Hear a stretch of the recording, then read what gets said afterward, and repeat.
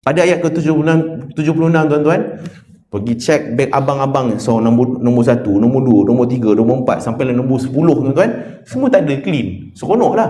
Tapi bila pergi cek beg muatan yang dibawa oleh Bunyamin, cek pegawai cek, sap, nah memang nampaklah ada bekas, ada benjana sukatan makanan. Terkejut, terperanjat, semualah tuan-tuan.